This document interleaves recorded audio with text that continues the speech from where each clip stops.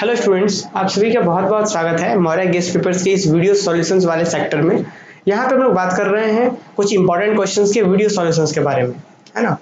इस क्लास को शुरू करें, इस वीडियो सॉल्यूशन को शुरू करें उससे पहले मैं बता दूं कि आप हमारे साथ जुड़कर मीन्स कि धनबाद मैथ्स अकेडमी के साथ जुड़कर आप अपने अगले सेमेस्टर्स के कंप्लीट कोर्स को पढ़ सकते हैं, क्योंकि अपना जो मौर्य गेस्ट पेपर्स है वो धनबाद मैथ्स अकेडमी का ही हिस्सा है। तो आप हमारे साथ जुड़ करके हमारे एप्लीकेशन धनबाद मैथ्स अकेडमी को इंस्टॉल करके कंप्लीट कोर्स पढ़ सकते हैं और आप हमारा ऑफलाइन सेंटर्स धनबाद में बीएससी मैथमेटिक्स के लिए ज्वाइन कर सकते हैं।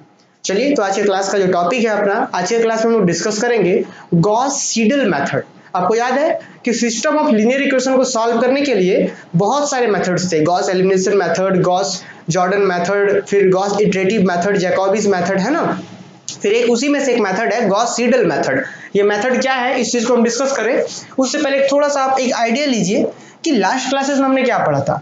हमने लास्ट क्लासेस में पढ़ा था कि भाई सिस्टम ऑफ लीनियर इक्वेशंस जो होते हैं, system of linear algebraic equations जो होते हैं वो इस फॉर्मेट के होते हैं, जहां पे क्या था कि let a11 x1 plus a12 x2 and so on, इस तरीके से सिस्टम ऑफ लीनियर इक्वेशंस होते थे। हमने लास्ट क्लासेस में इनके बारे में डिस्कस करा है कि ये क्या है ना। तो इसी सिस्टम ऑफ लीनियर इक्वेशन को सॉल्व करने के लिए, सॉल्व करने का मतलब ये होता है कि जितने भी यहाँ पे अननोन है, अननोन का मतलब कि वेरिएबल है जितने भी, इन वेरिएबल्स का वैल्यू फाइंड आउट करना। इन वेरिएबल्स का वैल्यू फाइंड करने के लिए अपने पास बहुत सारे मेथड्स थे। क्या क्या मेथड्स थे आइए देखते हैं एक बार। तो मेथड्स जो था वही कि दो मेथड्स था, एक तो होता है डायरेक्ट मेथड और एक होता है इनडायरेक्ट मेथड। दो टाइप्स के मेथड होते हैं। डायरेक्ट मेथड का मतलब होता है कि वैसा मेथड कि उस मेथड को जैसे ही अप्लाई करेंगे तो आपको डायरेक्ट एक ही बार में आंसर मिल जाएगा। मान लेते कोई सिस्टम ऑफ इक्वेशन है, तीन वेरिएबल तीन इक्वेशंस में, उस पर आप अप्लाई किए तो आपको डायरेक्ट आंसर मिल गया, ठीक है। और दूसरा कैसा मेथड होता है, इनडायरेक्ट, जिसे इटरेटिव मेथड भी कहते हैं। तो इनडायरेक्ट मेथड में क्या होता है कि आप आंसर तो लाएंगे लेकिन एग्जैक्ट आंसर एक स्टेप में नहीं मिलेगा, फिर उसके बाद फिर से उसी स्टेप को और अप्लाई करेंगे और थोड़ा करेक्ट होगा, और अप्लाई करेंगे और करेक्ट होगा। तो इस तरीके से इटरेटिव मेथड होता है। तो अब इसमें डायरेक्ट मेथड में भी कुछ मेथड्स है। क्या है, मेथड ऑफ डिटरमिनेंट, जिसे क्रैमर्स रूल कहते हैं, स्पेलिंग देख लेंगे आप लोग, ठीक है। मेथड ऑफ डिटरमिनेंट, फिर method of solution using inverse of the matrix, फिर होता है गॉस एलिमिनेशन मेथड। ये दो जो शुरुआत के जो दो मेथड्स हैं आपने 11th 12th में पढ़ा होगा, है ना। फिर बाकी जो रहा बात गॉस एलिमिनेशन मेथड, हमने लास्ट क्लासेस में डिस्कस करा है, और गॉस एलिमिनेशन का ही मॉडिफिकेशन फॉर्म होता है गॉस जॉर्डन मेथड, ठीक है। तो ये दो मेथड्स हमने लास्ट क्लासेस में डिस्कस करे हैं, गॉस एलिमिनेशन, गॉस जॉर्डन। तो ये दो मेथड है। और क्या होता है भाई, इनडायरेक्ट में आइए, तो इनडायरेक्ट में आएंगे तो आपको दो मेथड्स यहाँ पे मिलेगा, जैकोबीज इटरेशन, स्पेलिंग यहाँ पे लिख लीजिए, इटरेशन लिख दीजिए या इटरेटिव लिख दीजिए, दोनों एक ही चीज है। जैकोबीज इटरेटिव या गॉस जैकोबीज इटरेटिव, एक ही बात है। ध्यान रखना है कि जरूर नहीं कि सिर्फ जैकोबीज लिख दे, गॉस जैकोबीज लिख सकता है, एक ही बात है। तो जैकोबीज इटरेटिव मेथड या गॉस जैकोबीज इटरेटिव मेथड एक ही चीज है। तो ये मेथड हमने देखा और इसी का मॉडिफिकेशन फॉर्म है गॉस सीडल मेथड। तो ध्यान रहे कि जो भी स्टूडेंट लास्ट क्लास वाला आपने नहीं देखा अगर जैकोबीज इटरेटिव मेथड, तो आप उसको देख लीजिए, उसके बाद आप गॉस सीडल मेथड समझ पाएंगे। क्लियर। तो चलिए हम थोड़ा सा आपको याद दिलाएं कि गॉस जैकोबीज मेथड में हम लोग क्या करते थे। तो गॉस जैकोबीज मेथड में क्या होता था, यहाँ पे थोड़ा सा इस चीज को देखिए, हम थोड़ा सा आइडिया देते हैं क्यों भाई हम जैकोबीज क्यों समझना चाह रहे हैं, क्योंकि इसी का ये मॉडिफिकेशन है गॉस सीडल, ठीक है। तो जैकोबीज देखिए क्या था, हालांकि लास्ट क्लासेस में जो बच्चे देखे हैं उन्हें ये चीज क्लियर होगा, थोड़ा सा रिवाइज कर लीजिए आप लोग। हमने लास्ट क्लासेस में देखा था कि होता क्या है गॉस जैकोबीज में, होता है कि हम सबसे पहले सिस्टम को चेक करेंगे कि जो गिवन सिस्टम है वो डायगोनली डोमिनेंट है या नहीं है। अब डायगोनली डोमिनेंट क्या होता है, तो डायगोनल डोमिनेंट का मतलब है कि डायगोनल एलिमेंट जो है वहां पे जो कोफिशिएंट है इसका मॉडुलस बाकी जो भी इस इक्वेशन में जितने एलिमेंट्स है, रिमेनिंग ऑल एलिमेंट्स का मॉडुलस सबका निकाल लें और इसका सम कर दें, इन सभी के मॉडुलस का सम कर दें। तो अगर इसका मॉडुलस ग्रेटर देन इक्वल हुआ तो बोल देंगे हाँ भाई डायगोनल एलिमेंट का मॉडुलस ग्रेटर देन इक्वल है इन सब के सम से, तो बोलेंगे ये डायगोनली डोमिनेट कर रहा है इस रॉ में। फिर दूसरा डायगोनल एलिमेंट यहाँ पकड़िए, अगर ये भी सेम बाकी बचे सभी के मॉडुलस के सम से बड़ा या बराबर है तो बोलते हैं डायगोनल डोमिनेट कर रहा है। ये होता है डायगोनल डोमिनेंट। अगर आपको विशेष और जानकारी चाहिए डायगोनल डोमिनेंट पे तो आप पिछला क्लासेस देख लीजिए, वहां पे मैंने डायगोनल डोमिनेंट क्या होता है एग्जांपल के साथ बताया है, ठीक है। तो अब हम लोग आगे बढ़ते हैं। तो क्या मैंने कहा कि भाई हम इस मेथड को, जैकोबीज इटरेटिव मेथड को हम तभी अप्लाई कर पाएंगे जब सिस्टम जो हो क्या होना चाहिए, जब ये सिस्टम जो हो वो डायगोनली डोमिनेंट होना चाहिए। मतलब कि सीधा सीधा कहना चाहे तो डायगोनल वाला एलिमेंट बड़ा होना चाहिए बाकी दोनों के मॉडुलस के सम से, क्लियर?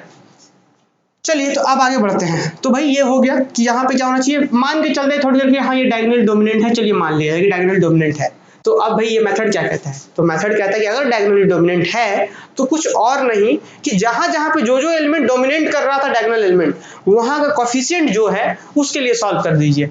जैसे कि यहाँ का एलिमेंट अगर डायगोनली डोमिनेंट है तो x1 के लिए इस इक्वेशन को सॉल्व कर दीजिए। अगले में अगर ये वाला डायगोनल डोमिनेंट है डायगोनल एलिमेंट, तो x2 के लिए सॉल्व कर दिए। सॉल्व कर दिए मतलब क्या, x1 का यहाँ पे वैल्यू निकाल लीजिए। तो x1 का वैल्यू क्या आएगा, सबको उधर भेज दीजिए। तो पहले उधर है b1 और ये सब उधर चला गया, b1 माइनस a12 x2, फिर माइनस a13 x3, फिर and so on minus dot dot dot सबको लिख दीजिए। और फिर x1 के साथ जो कोफिशिएंट है वो पूरे के साथ नीचे चला जाएगा डिवाइड में, जिसे हम कहेंगे a11। तो ये हो गया, सॉल्व कर दिए, x1 का वैल्यू सॉल्व हो गया। और इसी तरीके से यहाँ चूंकि x2 है तो x2 के लिए भी सॉल्व कर लेंगे। तो सब सेम इस तरीके से b2 माइनस समथिंग आएगा और नीचे में क्या हो जाएगा, इसका कोफिशिएंट a22 हो जाएगा। तो ये कहता था Gauss Seidel method, sorry Gauss Jacobi's method, जो पिछले क्लास में हमने डिस्कस करा था कि इस तरीके से डायगोनली डोमिनेंट होगा तो वेरिएबल्स के लिए सॉल्व कर लेंगे। और उसके बाद जो मेन होता है, सीडल में भी यही काम करेंगे। सीडल में भी यही चेक करेंगे कि डायगोनली डोमिनेंट है या नहीं, फिर अगर डोमिनेंट होगा तब सीडल अप्लाई करेंगे और सीडल अप्लाई करने के बाद फिर से वही काम कर देंगे, एक्स के लिए सॉल्व कर लेंगे, जो भी वेरिएबल्स है सबके लिए सॉल्व कर लेंगे। तो गॉस जैकोबिज में भी यही करते हैं, डोमिनेंट चेक करते हैं फिर सॉल्व करते हैं। फिर सीडल में भी यही काम करते हैं, डोमिनेंट होता है चेक करते हैं। लेकिन दोनों में डिफरेंस कहाँ पे है, चलिए हम इस सिस्टम के जब प्रूफ में देखेंगे ना, इस मेथड का जब, ये तो जैकोबिज हमने देखा है पिछले क्लास में, गॉस सीडल मेथड का जब हम प्रूफ देखेंगे तो क्लियर होगा। देखिए इसका प्रूफ क्या कहता है, डिस्कस, पहले क्वेश्चन देखिए, discuss Gauss Seidel iterative method. Seidel method भी सीधा सीधा कहते हैं हम लोग। तो क्या कर रहे हैं हम, सबसे पहले मान लिया कि let us consider the system of linear equation. कौन कौन सा system of linear equation, a1x plus b1y plus c1z equal to d1, relation 1 मान लिए, ये रिलेशन हम इसको 2 मान लिए, a3x इसको हम मान लिए रिलेशन नंबर 3। अब क्या भाई कि इस मेथड को तो आप तभी अप्लाई कर सकते हैं जब डायगोनली डोमिनेंट होगा। तो मान के चलते हैं कि भाई यहाँ पे सिस्टम है डायगोनली डोमिनेंट है, और अगर नहीं रहेगा तो बना देंगे। कैसे बनाते हैं पिछले क्लास में हमने सीखा है। तो डायगोनल डोमिनेंट हम बना देंगे इसको, और ऐसा यहाँ चूंकि सिस्टम को डिस्कस कर रहे हैं हम, तो मान के चलते डोमिनेंट है और नहीं होगा तो बना देते। तो हम यहाँ बोल रहे हैं कि हेयर, यहाँ पे क्या बोल रहे हैं कि यहाँ पे जो सिस्टम है ये डायगोनली डोमिनेंट है। तो डायगोनली डोमिनेंट है मतलब कि इसका मॉडुलस बाकी बचे दो एलिमेंट्स के मॉडुलस से बड़ा या बराबर होगा, मींस कि modulus of a1 greater than equal to mod of b1 plus mod of c1। फिर उसके बाद मॉड ऑफ, यहाँ पे mod of b2, diagonal element अब ये है तो मॉड ऑफ b2 बड़ा या बराबर होना चाहिए दोनों के मॉडुलस से। यहाँ पे मिस्टेक है, यहाँ पे b कर दीजिए कि mod of b2 is greater than equal to mod of a2 plus mod of c2। ये टाइपिंग मिस्टेक है, ठीक है, तो आप लोग करेक्ट कर लेंगे इस चीज को। अच्छा, उसके बाद डायगोनल डोमिनेंट है तो mod of c3 greater than equal to a3 b3, तो mod of c3 is greater than equal to mod of a3 plus mod of b3, mod of यहाँ पे b3। ये तो डायगोनली डोमिनेंट है तो ऐसा होगा, ये आप लोग करेक्ट कर लेंगे इस चीज को, ठीक है, जो है यहाँ से आप लोग नोट डाउन करेंगे। और ध्यान रहे कि अगर एक आप अच्छा स्टूडेंट है तो बिल्कुल भी आप ऐसा स्क्रीनशॉट वगैरह नहीं लेंगे, आप हमारे साथ साथ नोट डाउन करेंगे। अगर आप, मैं फास्ट हो रहा हूँ तो आप पहले वीडियोस देख लीजिए, उसके बाद फिर धीरे धीरे नोट डाउन कर लीजिए, ठीक है, ये चीज, नहीं तो फिर आप गलत नोट डाउन कर लेंगे। तो क्या बोला गया, इस सिस्टम हम क्या डिस्कस कर रहे हैं, गॉस सीडल को डिस्कस कर रहे हैं। तो हमने क्या करा, मान के चले एक सिस्टम ऐसा है, यहाँ पे ये डायगोनल डोमिनेंट है, तो जैसे ही डोमिनेंट हो गया तो यहाँ पे डोमिनेंट, ये डायगोनल एलिमेंट ये है लीडिंग एलिमेंट, तो यहाँ से x के लिए सॉल्व कर लेंगे, यहाँ से y के लिए सॉल्व कर लेंगे, यहाँ से z के लिए सॉल्व कर लेंगे। सॉल्व करने का मतलब x का वैल्यू निकाल लीजिए, सबको उधर भेज दिए, तो d1 पहले से था माइनस b1y माइनस c1z, और ये a1 नीचे चला जाएगा, तो x का value 1/a1 d1 minus b1y minus c1z, relation number 4 मान दीजिए। इस तरीके से यहाँ से y के लिए सॉल्व किया तो ये आ गया अपने पास रिलेशन, इसको 5 मान दीजिए। इसीलिए यहाँ से z के लिए सॉल्व किया तो ये आ गया, ये इसको रिलेशन नंबर 6 मान दीजिए। तो गॉस जैकोबिज में भी इतना यही काम करते थे, पहले सिस्टम होता था चेक करते थे फिर ऐसे सॉल्व कर लेते थे, और सीडल में भी यही करेंगे, जैकोबिज में भी यही करेंगे, सीडल में भी यही करेंगे।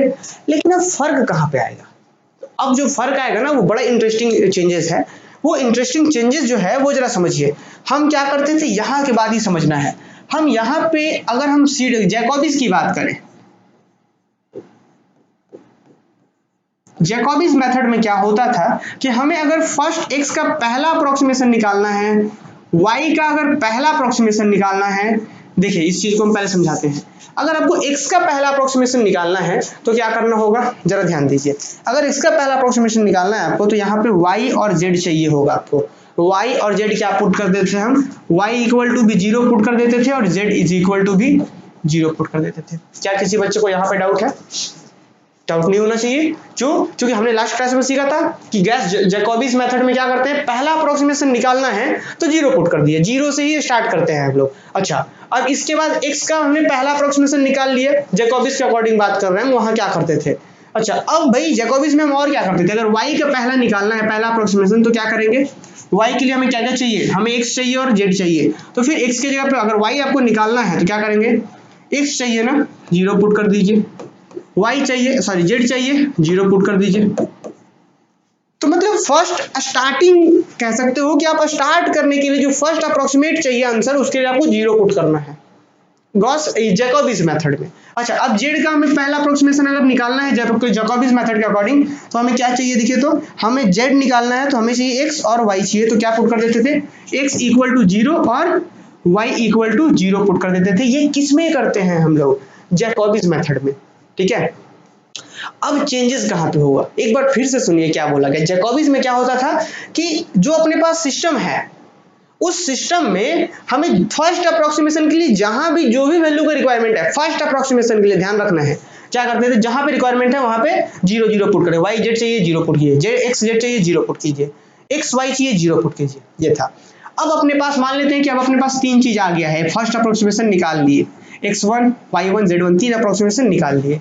अब अगर मान लेते हैं कि आपको x2 चाहिए तो क्या करना होगा, अगर फर्स्ट x का सेकंड अप्रोक्सीमेशन चाहिए तो क्या करते हैं आप, तो x का अगर सेकंड अप्रोक्सीमेशन, तो आपको रिक्वायरमेंट क्या है, x का सेकंड निकालने के लिए y चाहिए और z चाहिए, तो इससे पहले क्या निकाल कर रखे हैं, y1 और z1, y1 z1 चाहिए, पुट कीजिए, आंसर आ जाएगा। फिर इसी तरीके से अगर आपको y2 चाहिए तो y2 निकालने के लिए क्या चाहिए होगा, फिर से x और z, तो x का क्या निकाले, x1 और z1 पुट कर दीजिए, आंसर आएगा। तो ये होता है जैकोबिस मेथड। हालांकि आपने बहुत अच्छे से पिछले क्लासेस में पढ़ा है, उम्मीद है कि ये सारी चीज क्लियर होगा, लेकिन फिर भी हम एक बार डिस्कस कर दिए। अब देखिए इसमें, और अभी जो हम लोग मेथड है इसमें चेंजेस कहाँ पे आएगा, बहुत ही छोटा सा चेंजेस है। बहुत बच्चों को कंफ्यूजन होता है, जो लोग ध्यान से नहीं पढ़ते हैं, जो लोग ध्यान से क्लास को नहीं अटेंड करते हैं, उन्हें प्रॉब्लम होता है। तो ये आपने समझा कि एक बार अपने पास वैल्यू है, अब जैसे जैसे आगे रिक्वायरमेंट है तो जैसे फर्स्ट अप्रोक्सीमेशन के सब 0, जो भी रिक्वायरमेंट हुआ 0 पुट कीजिए। सेकंड के लिए जहां रिक्वायरमेंट हुआ तो पहला अप्रोक्सीमेट वाला पुट करेंगे, थर्ड के लिए जहां रिक्वायरमेंट हुआ तो सेकंड वाला पुट करेंगे। अब लेकिन इस सीडल मेथड में क्या होता है जरा समझिए। सीडल में अगर आपको फर्स्ट अप्रोक्सीमेशन चाहिए तो क्या चाहिए, फर्स्ट के लिए रिक्वायरमेंट क्या है आपके पास, y चाहिए और z चाहिए। फर्स्ट के लिए रिक्वायरमेंट जो है आपका y चाहिए और z चाहिए, यही ना, y चाहिए यहाँ और z चाहिए, तो क्या पुट करेंगे, y इक्वल टू 0 और z इक्वल टू 0, ये चीज पुट करते हैं, ठीक है। ये सीडल की बात कर रहे हैं हम, जैकोबिस में भी यही करते थे कि x का पहला निकालने के लिए तो यही करते थे ना, y equal to z equal to 0, यहाँ भी वही किया। लेकिन अब जैसे ही हम ये दो पुट किए हैं तो अब अपने पास एक रिजल्ट आ चुका है। कौन रिजल्ट आ चुका है भाई, तो अपने पास जो रिजल्ट आ चुका है वो x1 आ चुका है। तो अब जहां भी इस स्टेप के बाद अगर कहीं भी जरूरत होगा तो x का जरूरत पड़ेगा तो अब x1 पुट करेंगे। तो जो सीडल मेथड है ना वो कुछ और नहीं, सीडल मेथड को आप हिंदी में लिख लीजिए कि सीडल मेथड को क्या कहते हैं कि जहां रिक्वायरमेंट होगा वहां लेटेस्ट वैल्यू पुट करते हैं। इसके पहले वाले मेथड में क्या था, जैकोबिस मेथड में क्या था कि एक बार सेट कर लिया कि भाई पहला अप्रोक्सीमेशन के लिए 0 ही पुट करना है, तो जहां रिक्वायरमेंट हुआ 0 पुट किया, जहां रिक्वायरमेंट हुआ 0 पुट किया।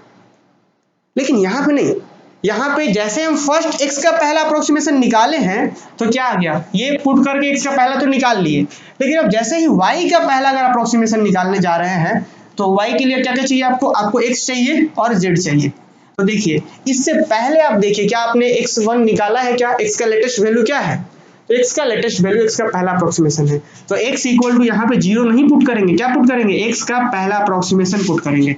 क्या z आपने इससे पहले निकाला है, नहीं, तो z इक्वल टू क्या पुट करेंगे, 0 पुट करेंगे। ये होता है मेथड। आ रहा बात समझ में, क्या था भाई, फिर से सुनिए। फर्स्ट अप्रोक्सीमेशन के लिए आपके पास कुछ डेटा ही नहीं था, इससे पहले कुछ निकाला ही नहीं आपने, तो y और z 0 पुट करके निकाल लिए। फिर y का पहला अप्रोक्सीमेशन निकालने जा रहे हैं हम लोग, तो हम देख रहे हैं भाई एक तो हमारे पास आ चुका है, लेटेस्ट है, x का पहला अप्रोक्सीमेशन आ चुका है, तो इसके लिए हम क्या पुट कर देंगे, x1।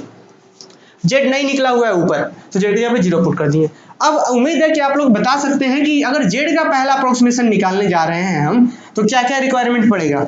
एक्स चाहिए होगा और वाई चाहिए होगा। तो बताइए भाई एक्स इक्वल टू क्या पुट करेंगे, ये मुझे कमेंट बॉक्स में चाहिए। जो लोग भी क्लास देख रहे हैं कमेंट बॉक्स में कमेंट करके बताएंगे यहाँ पे एक्स इक्वल टू क्या पुट करेंगे हम यहाँ पे, बताइए।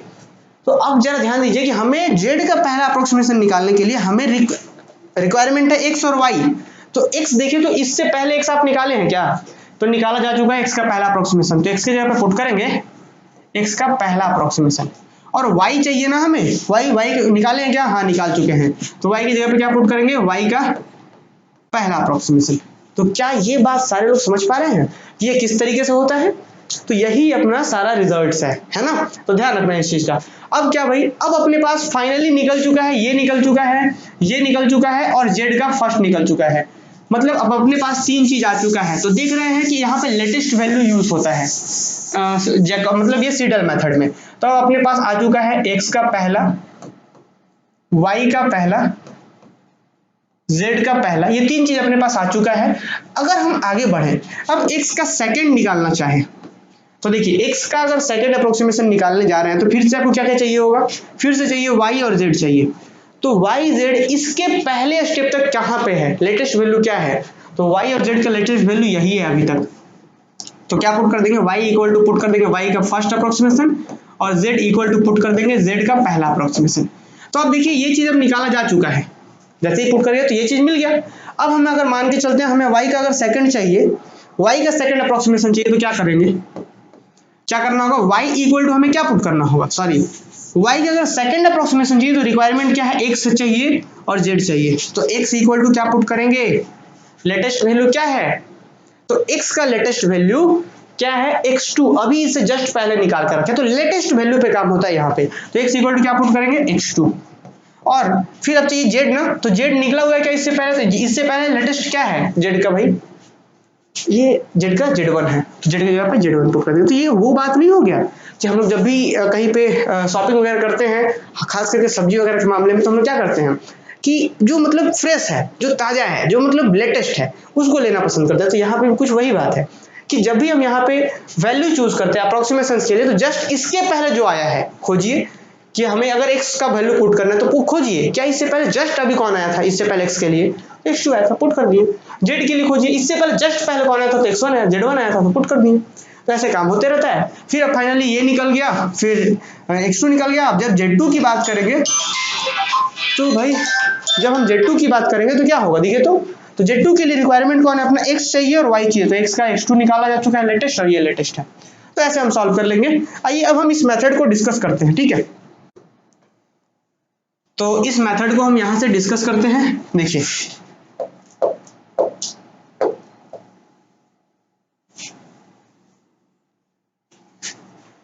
ठीक है, तो ये था अपना। तो हमने क्या पहले करा भाई कि ये सिस्टम इस तरीके से था, हमने डायगोनल डोमिनेंट चेक करा, डायगोनल डोमिनेंट है तो आगे बढ़ के सॉल्व कर लेंगे। और जैसे ही हम एक बार सॉल्व कर लिए, इसको रिलेशन 4, 5, 6 मान दीजिए। अब क्या करेंगे कि अगर x का निकालना है तो y और z शुरुआत में फर्स्ट अप्रोक्सीमेशन करते 0, इसका पहला निकालना है तो x की जगह पे अभी जो निकाले वो, फिर z की जगह पे 0, जब इसका निकालेंगे तो x की जगह पे x1, y की जगह पे y1। तो देखिए कैसे लिखेंगे हम इस चीज को, तो देखिए कि now for first approximate iteration लिखा हुआ है।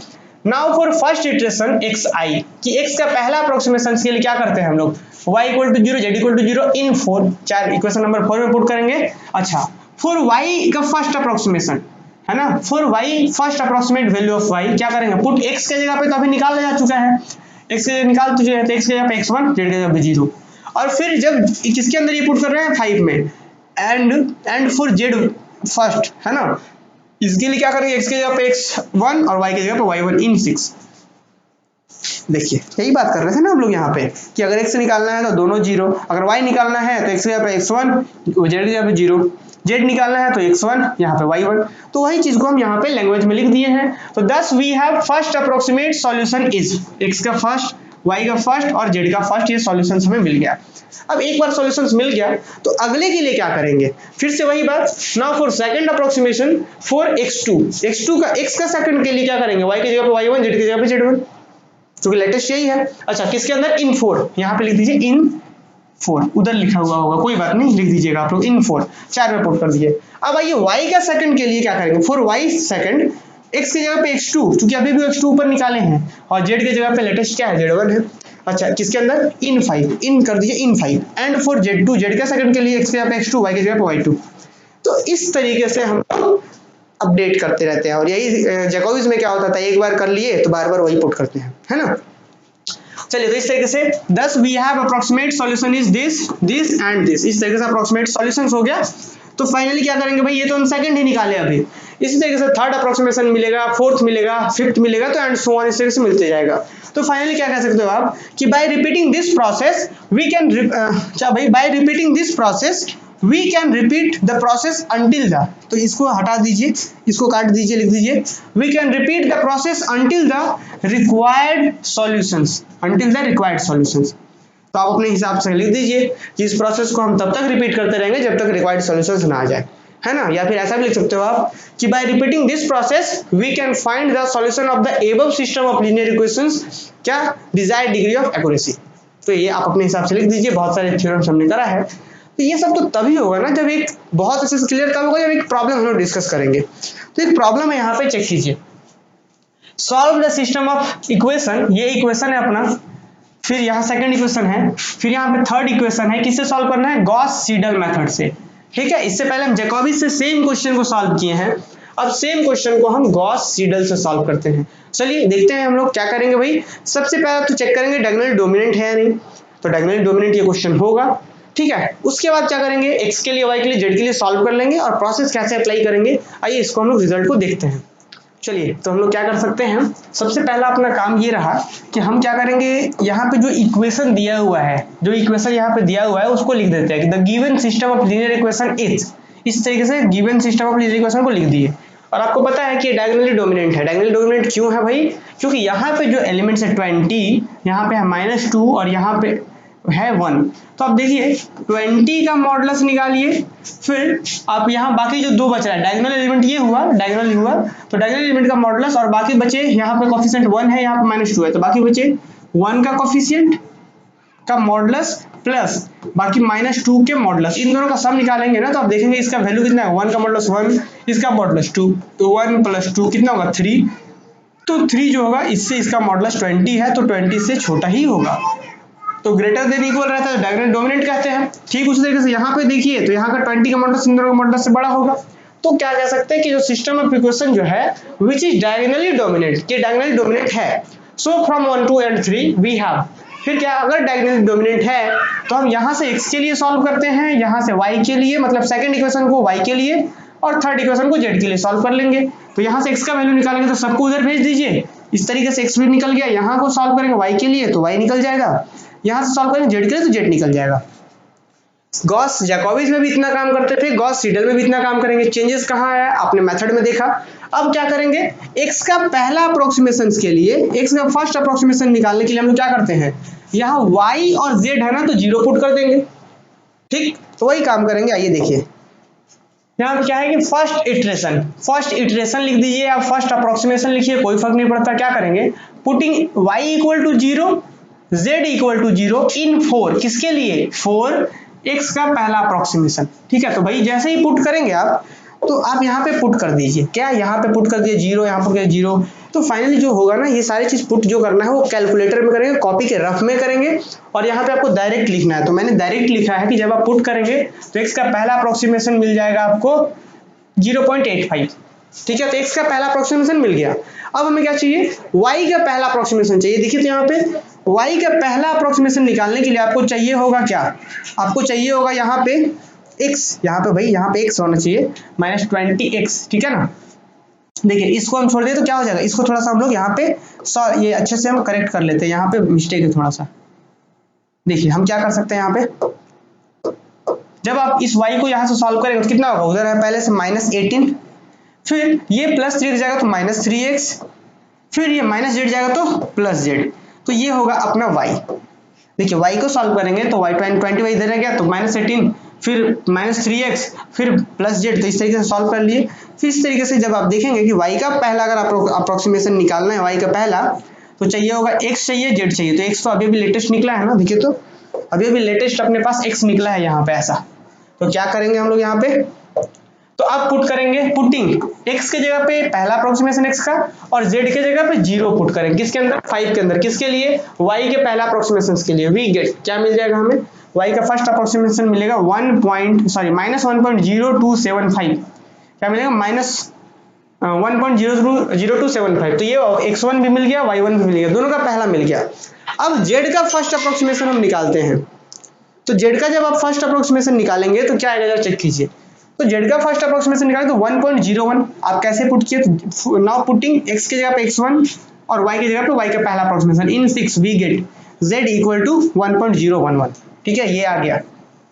अब इसी तरीके से 10 फर्स्ट अप्रोक्सीमेशन इज, क्या हो गया, x का पहला ये, y का पहला ये और z का पहला ये, तो फर्स्ट अप्रोक्सीमेशन हमने निकाल लिया। अब भाई यहाँ पे आपको लग रहा होगा कि हम बहुत फास्ट बोल रहे हैं, कैलकुलेशन में आपको अलग से टाइम देना है, तो हाँ बिल्कुल, हम यहाँ पे डायरेक्ट हम करके बता रहे हैं, ये आपको पुट करके खुद से मेहनत करना है इतना, ठीक है ना, कि पुट करके ये सब सारे को वेरीफाई करना है कि कैसे कैसे आ रहा है आंसर, ये सारा साइंटिफिक कैलकुलेटर का काम है। अब बच्चे क्या करते हैं, अक्सर मैंने देखा है, ये मेरा तीसरा चौथा सेशन रहा है पढ़ाने का, अक्सर मैंने देखा है कि अक्सर बच्चे क्या करते हैं सेमेस्टर 4 में जैसे एग्जाम सामने आता है तब साइंटिफिक कैलकुलेटर खरीदते हैं, और कैलकुलेटर ही अपने आप में एक बड़ा चीज है कि आप चलाना ही नहीं सीख सकते 8 से 10 दिन के अंदर। और बच्चे क्या करते हैं, एग्जाम टाइम कैलकुलेटर खरीदते हैं और उसमें इतना सारा प्रेशर रहता है, तो कहाँ से कैलकुलेटर सीख पाएंगे।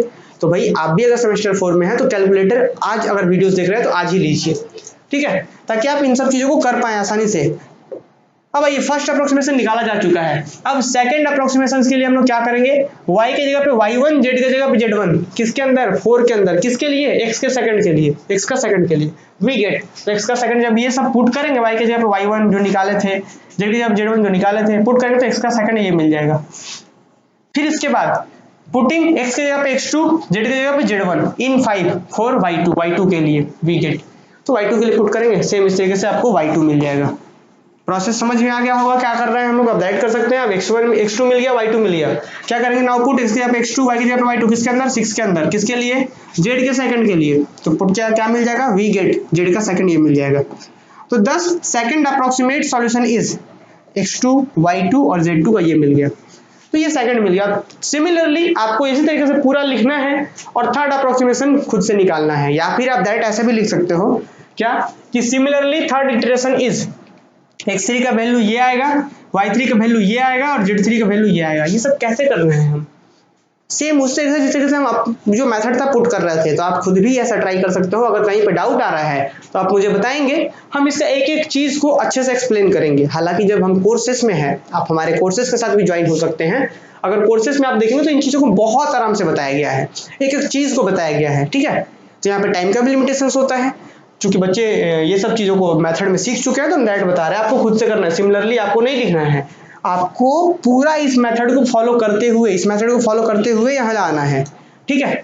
अब भाई x3, y3, z3 आ गया।